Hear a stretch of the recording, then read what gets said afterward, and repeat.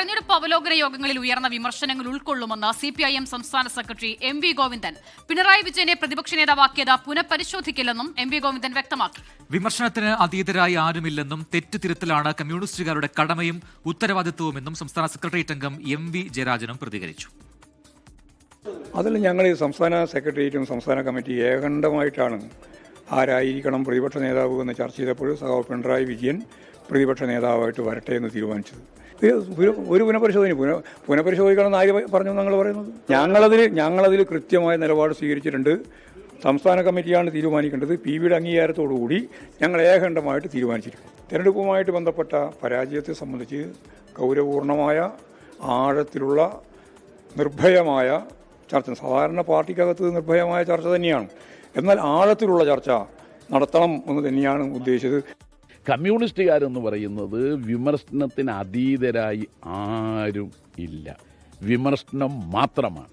അതോടൊപ്പം കമ്മ്യൂണിസ്റ്റുകാർ സ്വയം വിമർശനം നടത്തേണ്ടതുണ്ട്.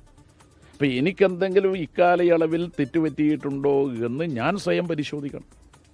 ആ പറ്റിയ തെറ്റുകൾ തിരുത്താൻ കമ്മ്യൂണിസ്റ്റുകാരനായ എനിക്ക് കഴിയണം.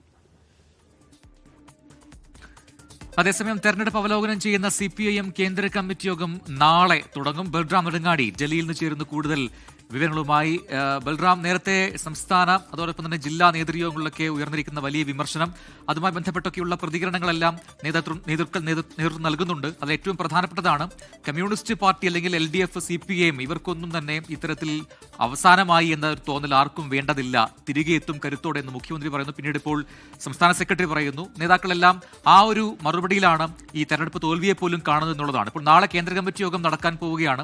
നേരത്തെ നമ്മൾ അറിയുന്നത് പോലെ പ്രതിപക്ഷ നേതാവ് സ്ഥാനത്തേക്ക് പിണറായി വിജയനെ പരിഗണിച്ചപ്പോൾ അതിൽ 5 PB അംഗങ്ങൾ എതിരഭിപ്രായം രേഖപ്പെടുത്തി എന്നൊക്കെയുള്ള വാർത്തകളൊക്കെ വന്നിരുന്നു. അതിന് പിന്നാലെയാണ് ഇപ്പോൾ കേന്ദ്ര കമ്മിറ്റി യോഗം ചെയ്യുന്നത് എന്നതും വളരെ പ്രധാനപ്പെട്ട കാര്യമാണ്. അപ്പോൾ എന്തൊക്കെയാണ് യോഗത്തിന്റെ പ്രധാന അജണ്ട?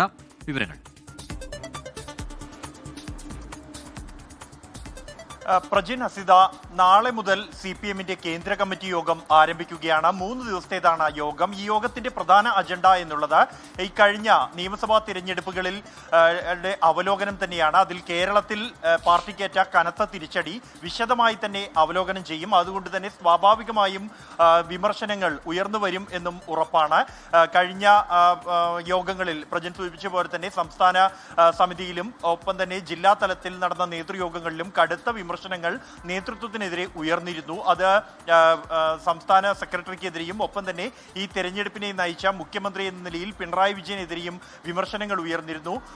പ്രതിപക്ഷ നേതൃസ്ഥാനത്തേക്ക് പിണറായി വിജയനെ തെരഞ്ഞെടുത്തതിനെതിരെ പോലും വിമർശനങ്ങൾ ഉയർന്നതായി റിപ്പോർട്ടുകൾ പുറത്തു വന്നിട്ടുണ്ട്. ഈ ഒരു ഘട്ടത്തിലാണ് സംസ്ഥാന സെക്രട്ടറി MV ഗോവിന്ദന്റെ പ്രതികരണം വന്നിരിക്കുന്നത്. ഈ വിമർശനങ്ങളെ ഉൾക്കൊള്ളും എന്നാണ് അദ്ദേഹം പറഞ്ഞിരിക്കുന്നത്. ഇത്തരം വിമർശനങ്ങൾ ഭയമില്ലാത്ത വിമർശനങ്ങൾ വേണം എന്ന് തന്നെയാണ് ആവശ്യപ്പെട്ടിരുന്നത്.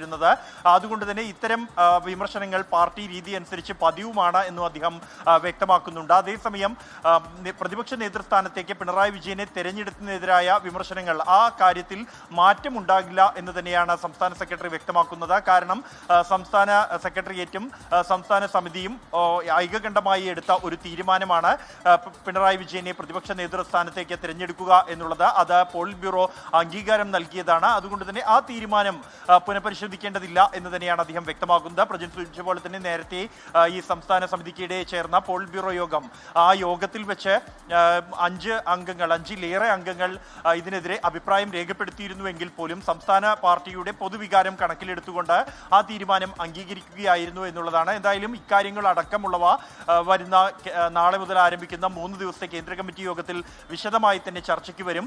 സംസ്ഥാനത്തിനകത്തു നിന്നുള്ള അംഗങ്ങളും പുറത്തു നിന്നുള്ള അംഗങ്ങളുടെയും അഭിപ്രായങ്ങൾ രേഖപ്പെടുത്തും. ആ ഒരു ഘട്ടത്തിൽ കടുത്ത വിമർശനങ്ങൾ ഉയർന്നു വരാനുള്ള സാധ്യതയുമുണ്ട്. ശരി, ബൽറാം നെടുങ്ങാടിയാണ് വിവരങ്ങൾ നൽകിയത്. വലിയ വിമർശനം തോൽവിയുമായി ബന്ധപ്പെട്ട് CPIM നേതൃത്വത്തിനെതിരെ ഉയരുന്ന സാഹചര്യമുണ്ട്. പിണറായി വിജയൻ വീണ്ടും പ്രതിപക്ഷ നേതൃസ്ഥാനത്തേക്ക് വരുന്നതിൽ വിമർശനമുള്ള ആളുകളുണ്ട്. അപ്പോൾ ഈ സാഹചര്യത്തിൽ കൂടിയാണ് യോഗം എന്നുള്ളത് ഏറെ പ്രധാനമാണ്.